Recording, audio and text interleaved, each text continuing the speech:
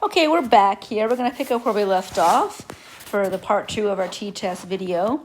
We ended off the first video talking about what statistical power is, and then our gold standard is we want about 80%. Let's talk about when you would assess it.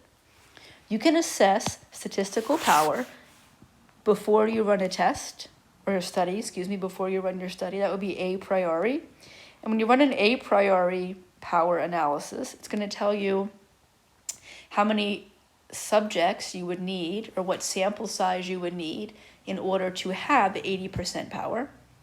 But you can also do a post hoc power analysis. That's what I'm talking about now. Now here's the thing. You would only run a post hoc.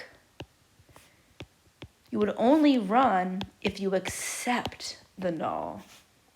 Now, we ended up rejecting the null because there was a significant difference between the means. So we would not actually run this in our example.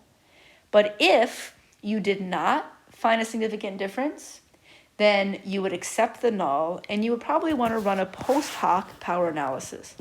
If you did not find a significant difference, there's a possibility that one of the reasons why you didn't find it is because you didn't have a high enough statistical power.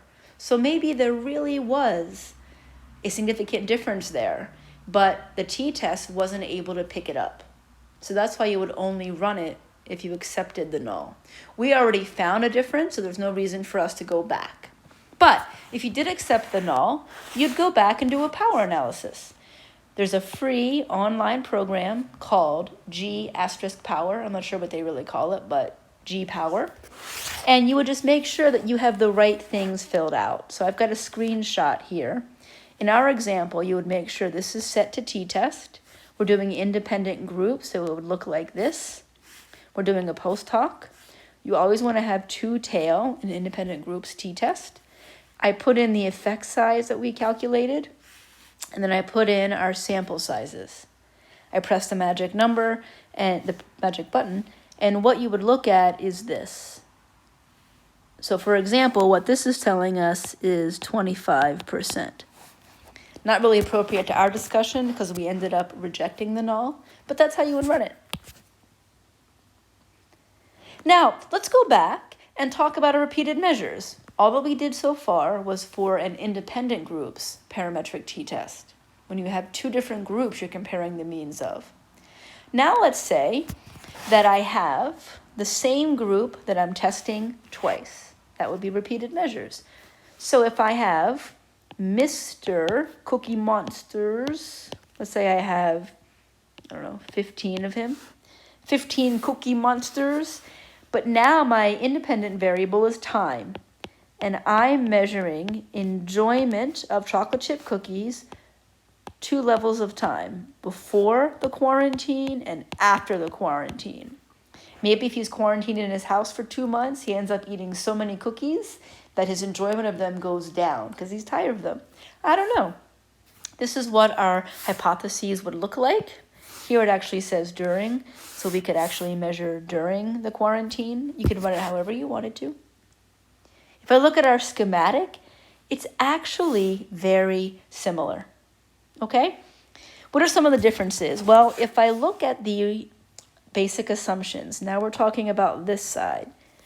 Most of the basic assumptions are the same. And we've already met most of these. We met the important ones and we met most of them. In a repeated measures t-test, we don't have to worry about similar ends across groups because it's the same group.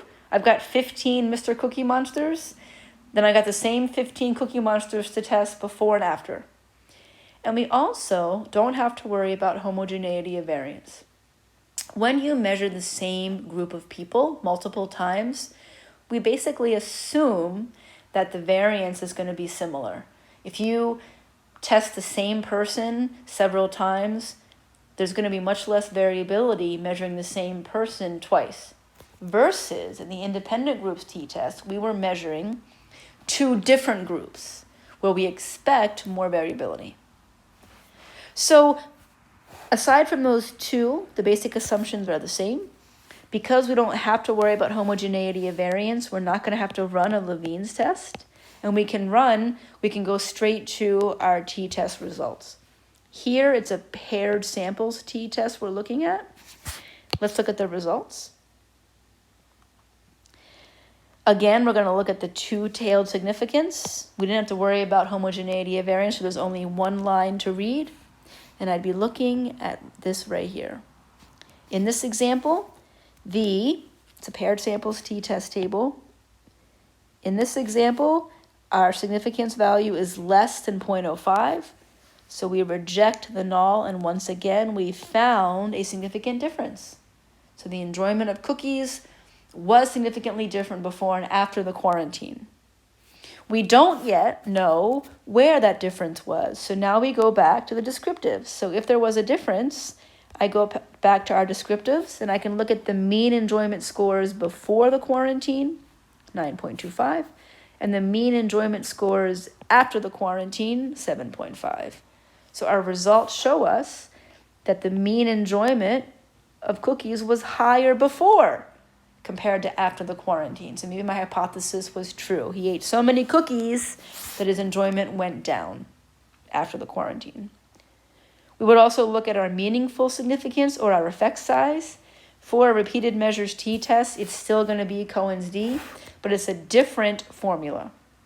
For Cohen's d in a repeated measures t-test, it is our mean value over standard deviation. So you can look at the results we already got. Here, we're looking at the mean difference. Above, there was a mean for before, and there was a mean for after. But when we look at this paired samples t-test, it's giving us the before minus the after. So for every subject, every male Cookie Monster, we took the before minus the after enjoyment score, and then we found the means of those.